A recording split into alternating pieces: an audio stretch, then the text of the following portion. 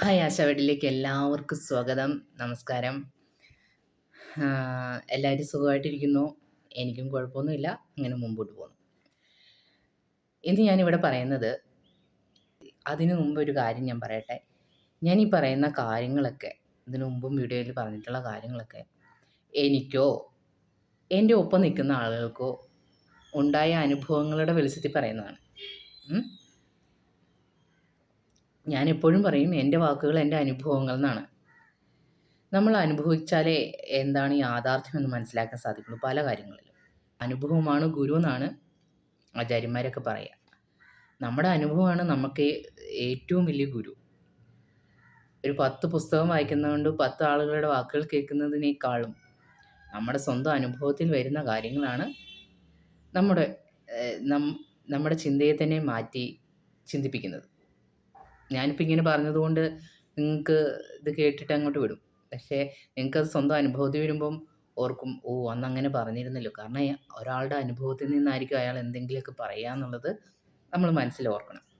അപ്പം ഞാൻ പറയട്ടെ, നമ്മൾ നമ്മുടെ ജീവിതത്തിൽ ഒരാളെയും അമിതമായി സ്നേഹിച്ചാലും അമിതമായി വിശ്വസിക്കരുത്.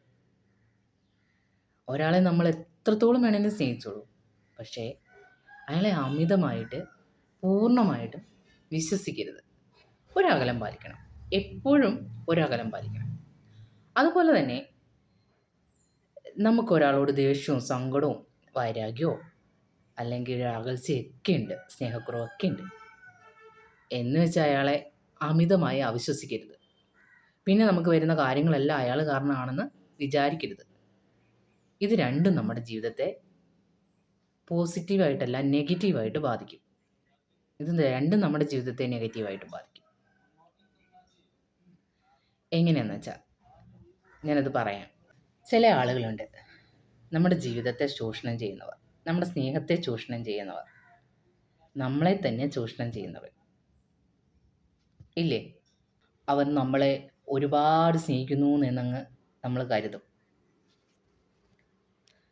അവർ കാണിക്കുന്നതെല്ലാം നമുക്ക് നമ്മളോടുള്ള സ്നേഹം കൊണ്ടാണെന്നും കരുതും.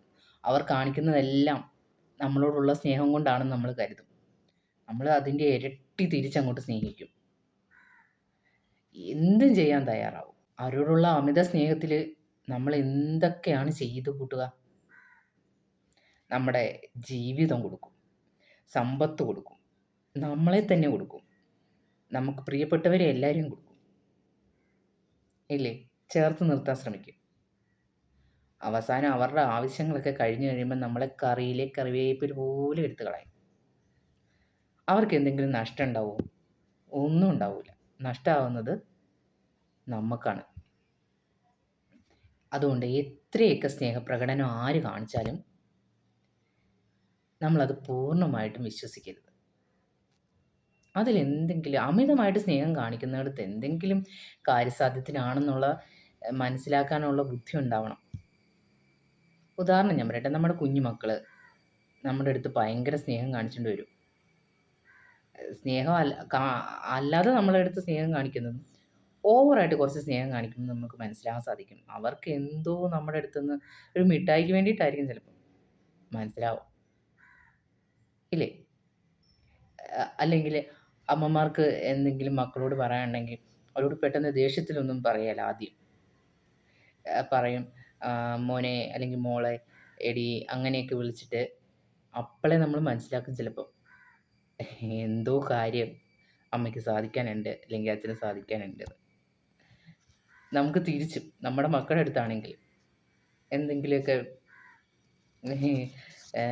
സാധിക്കാനുള്ളപ്പം നമ്മൾ കുറച്ച് കൂടുതൽ സ്നേഹമൊക്കെ കാണിക്കും. അപ്പോൾ ഇതൊക്കെ ചെറിയ ചെറിയ കുട്ടി കാര്യങ്ങൾ. എന്നാൽ നമ്മൾ പുറത്ത്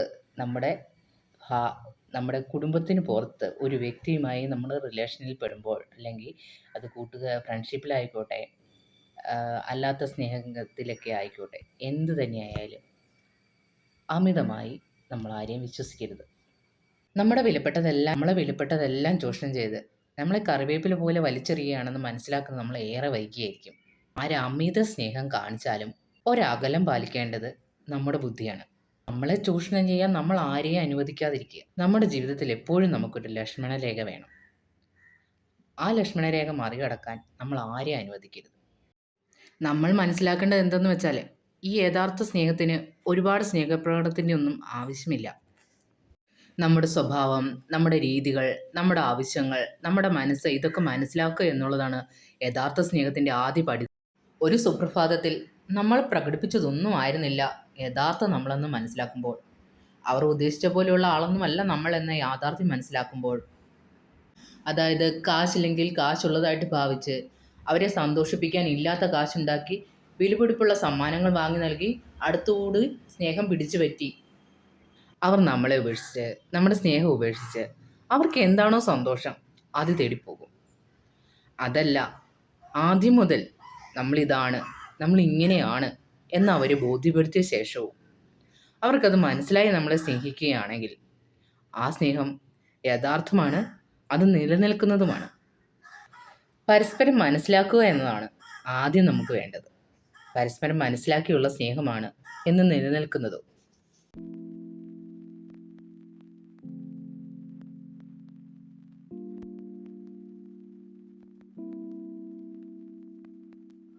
നമ്മൾ തിരിച്ചു ഇതേ കാര്യങ്ങളൊക്കെ തന്നെ അയാളോട് കാണിച്ചാൽ ഒരു പരിധിവരെ അലോഹ്യമില്ലാത്ത ഒരു സ്നേഹബന്ധം നിലനിർത്താൻ സാധിക്കും. എത്രയൊക്കെ സ്നേഹമുണ്ടെങ്കിലും അമിതമായ ഒരാളെയും നാം വിശ്വസിക്കരുത്. അതല്ല, ഇനി എത്രയൊക്കെ ഒരാളോട് സ്നേഹക്കുറവോ വൈരാഗ്യമോ ദേഷ്യമോ ഉണ്ടൊക്കെ ഉണ്ടെങ്കിലും അയാളെ അമിതമായി വിശ്വസിക്കുകയും ചെയ്യരുതെന്ന് പറയാൻ കാരണം ഇതാണ്. ഇനി യഥാർത്ഥ സ്നേഹം നഷ്ടപ്പെടാതിരിക്കണമെങ്കിലും കുറച്ച് കാര്യങ്ങളുണ്ടായിരിക്കണം. അതായത് ഒരു കരുതൽ ഉണ്ടായിരിക്കണമെന്ന്.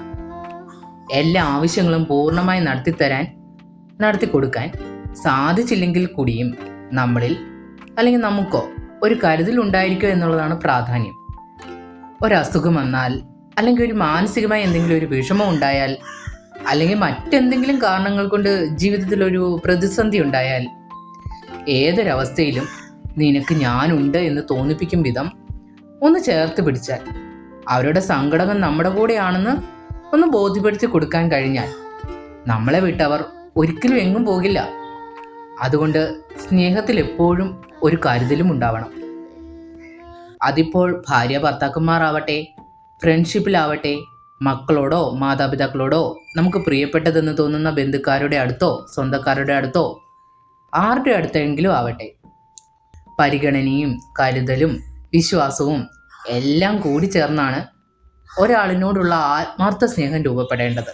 ഇനി രണ്ടാമത്തെ കാര്യം എന്തെന്നാൽ, നമുക്കൊരാളോട് എന്തോ കാരണങ്ങൾ കൊണ്ട് പിണക്കം ഉണ്ടാവും. ഒരുപക്ഷെ ചിലർക്ക് അവരോട് വൈരാഗ്യം ഉണ്ടാവും, ദേഷ്യം ഉണ്ടാവും. അപ്പോൾ നമ്മൾ അവരോട് അകന്ന് പിണങ്ങി കാണാതെയും മിണ്ടാതെയും നമ്മളിൽ നിന്ന് അവരെ അകറ്റി നിർത്തേണ്ട സാഹചര്യം ഉണ്ടാവും. ഈ സമയത്ത് ഒരുപക്ഷെ നമുക്ക് ഏതെങ്കിലും തരത്തിലുള്ള മോശം കാര്യങ്ങളും സംഭവിച്ചിരിക്കും. സ്വാഭാവികമായും നമ്മൾ കരുതും ഈ മോശം കാര്യം സംഭവിക്കാൻ കാരണം നമ്മൾ അപ്പോൾ പിണങ്ങിയിരിക്കുന്ന ആ വ്യക്തി കാരണമായിരിക്കുമെന്ന്. നമ്മൾ അങ്ങനെ വിചാരിച്ചുകൊണ്ട് തന്നെ നമുക്ക് അയാളോടും ദേഷ്യം ഇരട്ടിയാവുകയാണ് ചെയ്യുന്നത്. അയാൾ എപ്പോഴെങ്കിലും അതിന് കാരണക്കാരനല്ല എന്ന് പല ആവർത്തി പറഞ്ഞാലും നമ്മൾ അതൊന്നും വിശ്വസിക്കില്ല. കാരണം നമ്മുടെ മനസ്സിൽ അയാൾ ആണല്ലോ ഇപ്പോൾ നമ്മളോട് പിണങ്ങിയിരിക്കുന്നത്, അല്ലെങ്കിൽ നമുക്ക് അയാളോടാണല്ലോ പിണക്കമുള്ളത്. അതിൻ്റെ വൈരാഗ്യത്തിന് നമ്മളോട് അങ്ങനെ ചെയ്തതാവാം എന്നാവും നമ്മൾ കരുതുക. പക്ഷേ അവരത് അറിഞ്ഞിട്ട് കൂടി ഉണ്ടാവില്ല, ചിലപ്പോൾ അങ്ങനെ ചിന്തിച്ചിട്ട് കൂടി ഉണ്ടാവില്ല. അതിന് കാരണം എന്തെന്നാൽ, നമ്മളോട് ചേർന്നിരിക്കുന്ന, നമ്മളോട് സ്നേഹം പ്രകടിപ്പിക്കുന്ന നമ്മുടെ ഒളിഞ്ഞിരിക്കുന്ന ശത്രുക്കൾ ആരെങ്കിലും ആയിരിക്കും അത് ചെയ്തിട്ടുണ്ടാവുക. നമുക്കവരെ തിരിച്ചറിയാൻ പ്രയാസമാണ്. കാരണം നമുക്കവരെ നല്ല വിശ്വാസമുണ്ടല്ലോ. നമുക്ക് വിശ്വാസം പോയിരിക്കുന്നത് നമ്മളോട് പിണങ്ങിയിരിക്കുന്ന, നമ്മളോട് ഇപ്പോൾ ശത്രുത കാട്ടുന്ന ആ വ്യക്തിയോടായിരിക്കുമല്ലോ. അപ്പോൾ സംഭവിക്കുന്നത് എന്താണെന്ന് വെച്ചാൽ, നമ്മുടെ ഒളിഞ്ഞിരിക്കുന്ന ശത്രുവിനെ നമുക്ക് തിരിച്ചറിയാനാവാതെ വരികയും നമ്മൾ തെറ്റിദ്ധരിക്കപ്പെടുകയും നമ്മളെ മാനസികമായി അത് തകർക്കുകയും ചെയ്യും. അതുകൊണ്ട് നമ്മളൊരു കാര്യം പ്രത്യേകം ശ്രദ്ധിക്കേണ്ടത് എന്തെന്ന് വെച്ചാൽ, ഒരാളോടും അധികമായി നമുക്ക് പിണങ്ങിയിരിക്കാനോ ദേഷ്യം കാണിക്കാനോ ഒരുപാട് നാൾ നമുക്ക് സാധിക്കില്ല. ഒരു പക്ഷേ ഒരു തെറ്റിദ്ധാരണ പേരിലായിരിക്കും ഇപ്പോഴത് സംഭവിച്ചിട്ടുണ്ടാവുക. ആ തെറ്റിദ്ധാരണ മാറുമ്പോൾ നമ്മൾ യാഥാർത്ഥ്യം തിരിച്ചറിയും. അപ്പോൾ നമ്മൾ കുറ്റം ഏറ്റു പറഞ്ഞുകൊണ്ടും പശ്ചാത്തപിച്ചതുകൊണ്ടോ അയാൾക്ക് അന്നുണ്ടായ മാനസിക വിഷമമൊന്നും മാറത്തില്ല. അയാളത് അനുഭവിച്ചു കഴിഞ്ഞതാണ്. അത് പിന്നീട് മറക്കുക എന്നുള്ളത് മാത്രമേ സാധിക്കുള്ളൂ.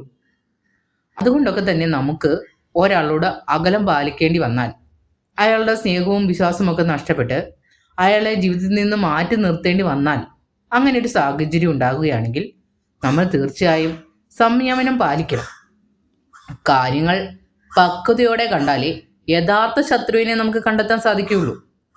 ഇനി യഥാർത്ഥ ശത്രുവിനെ നമ്മൾ കണ്ടെത്തി കഴിഞ്ഞാലും അവരെ നമ്മൾ ചോദ്യം ചെയ്യാനോ അവരോട് നമ്മൾ പകരം വീട്ടാനും ഒന്നും പോയി നമ്മുടെ വിലപ്പെട്ട സമയം നഷ്ടപ്പെടുത്തേണ്ട. അവരോടൊരു അകലം പാലിക്കുക മാത്രം ചെയ്താൽ മതി.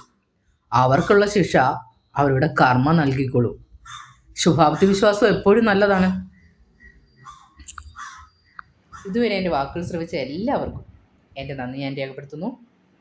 പിന്നെ ചാനൽ സബ്സ്ക്രൈബ് ചെയ്യാതെയാണ് കാണുന്നെങ്കിലേ ഒന്ന് സബ്സ്ക്രൈബ് ചെയ്തേരെ. പിന്നെ അടുത്തുള്ള ബെൽ ബട്ടണും കൂടെ ഒന്ന് അമർത്തിയേരെ. ഇനി എൻ്റെ ഈ വാക്കുകളൊക്കെ എല്ലാവർക്കും ഉപകാരപ്പെടുമെങ്കിൽ, ഇഷ്ടപ്പെട്ടുവെങ്കിൽ, ഉപയോഗപ്രദമെങ്കിൽ നിങ്ങൾ ഈ ചാനലൊന്ന് ലൈക്ക് ചെയ്ത് നിങ്ങളുടെ അഭിപ്രായം ഒന്ന് രേഖപ്പെടുത്തി, ഉപകാരപ്പെടുന്നതാണെങ്കിൽ മാത്രം ആർക്കെങ്കിലും ഒന്ന് ഷെയറും കൂടി ചെയ്ത് കൊടുത്തേരെ. അപ്പോൾ അടുത്ത വീഡിയോയിൽ കാണുന്നവരെ ബൈ ബൈ.